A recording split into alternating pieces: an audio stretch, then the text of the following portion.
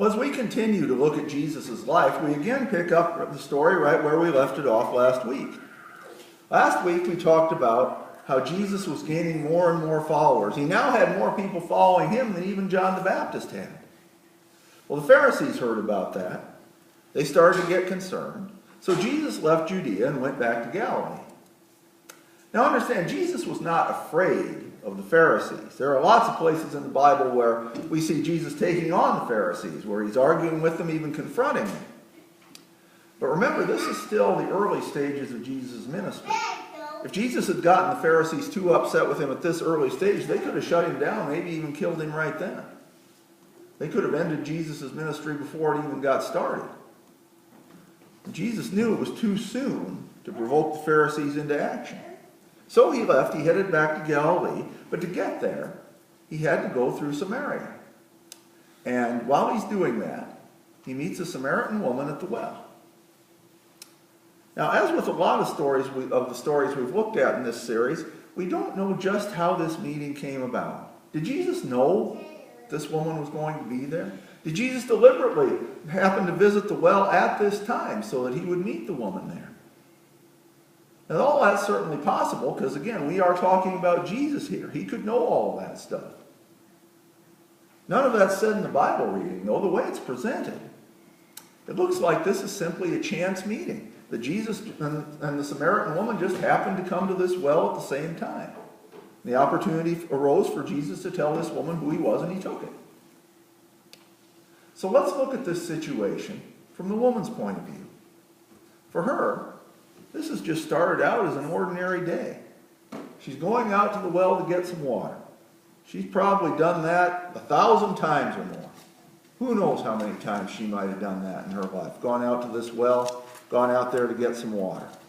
Done it all every day probably, all throughout her life. So she comes there. And there's this guy out there at the well. Well, that's probably not all that surprising to her, you know, because this apparently was right on the road between Judea and Galilee, and probably lots of people cross this road. So it's not that unusual somebody had stopped there at this well needing some water.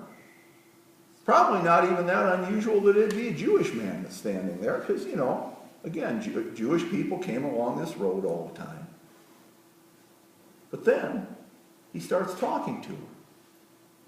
Now that is unusual. It's unusual that he'd talk to her, because as our Bible reading says, Jews had nothing to do with Samaritans. They did not get along at all.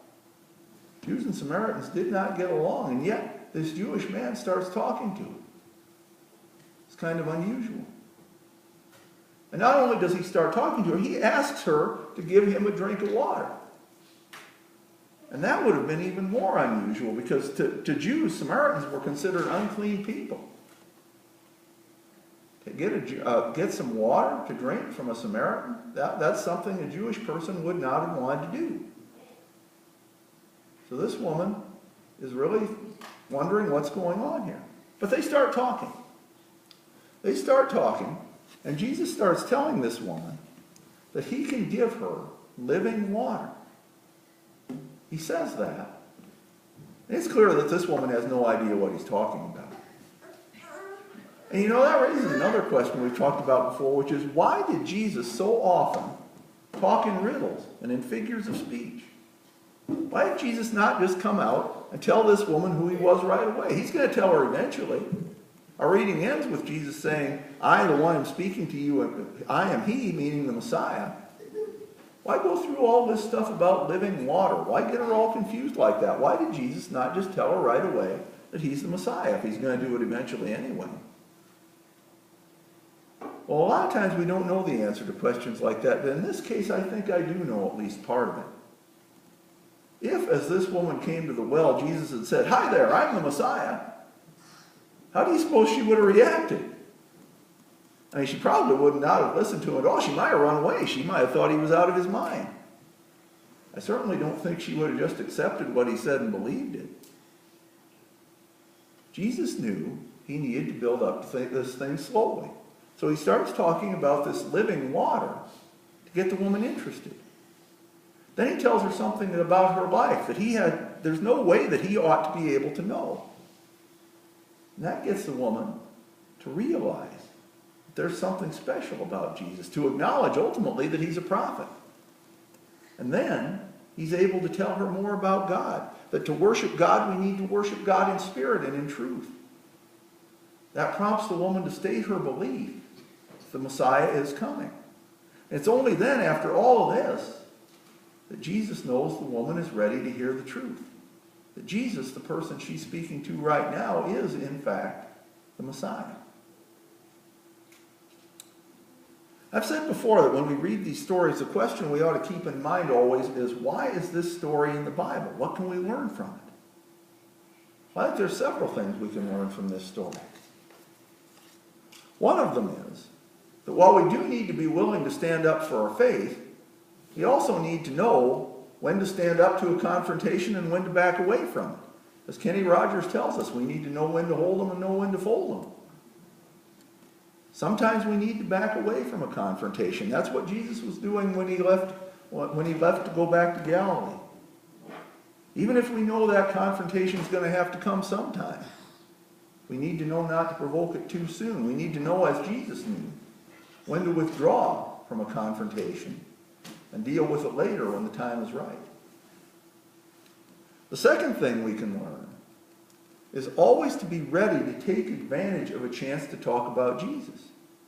It does not appear that Jesus had planned this conversation with the Samaritan woman. And yet when the chance came to talk to her, Jesus took it. When the chance came to tell her how to worship God, Jesus took that chance. When the chance came to tell her who the Messiah was, Jesus took that chance too. We need to be ready to speak up and to tell people who Jesus is whenever that chance comes to us, because we never know when the chance might come. And another thing we can learn is not to take ordinary days for granted.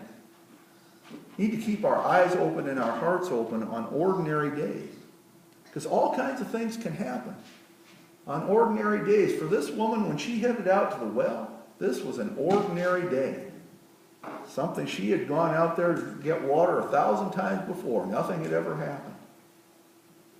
But on this day, something happened that completely changed her life.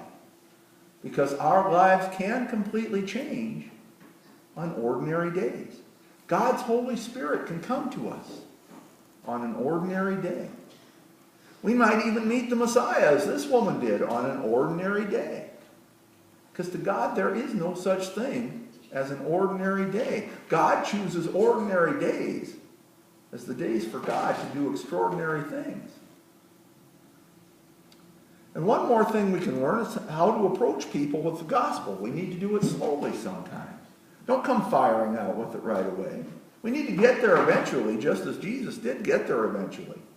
But we need to build up to it. Tell them something that will get them interested. Do something that will help them get to know us and trust us. Then tell them a little more. Then, when they're ready, we can give them the gospel message. Now, we should not use going slow as an excuse to not go anywhere. Jesus did eventually tell the woman that he was the Messiah. We need to eventually tell people who the Messiah is too. We need to go slow maybe, but we need to not stop. We need to make sure we're still moving. This is the blueprint. And see how well it worked. We're told first that this woman went and told everybody what had happened, and many people believed in Jesus because of what she said. And then they went and listened to Jesus too. When they did that, when they went and heard for themselves, even more of them believed in Jesus.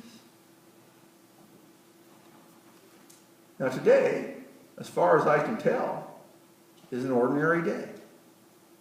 We came to church today. Some of us will go home after church, have a family day today. Some of us will use this day to get projects done around the house. Some of us might go out and welcome the boys' basketball team back after their state tournament when they placed third. Some of us might just go home and take a nap. Some of us might go home and watch the college basketball tournament. Others of us will do all kinds of things. We'll do ordinary things on an ordinary day. But pay attention, because anything could happen on this ordinary day. Literally, anything. God could come to you on this ordinary day. God may give you the chance to bring someone else to faith on this ordinary day. God may do something extraordinary in your life on this ordinary day. God may give you the chance to do something extraordinary in somebody else's life on this ordinary day. The Samaritan woman goes to the well, just like she's done 1,000 times before. And God shows up. And when she comes back to the well, comes back from the well, her life has been changed completely. Because she has met the Messiah. And she brought a lot of other people to the Messiah too. God may show up for you today. May we all keep our eyes open and keep our hearts open to see what extraordinary thing God may do on this ordinary day. Amen.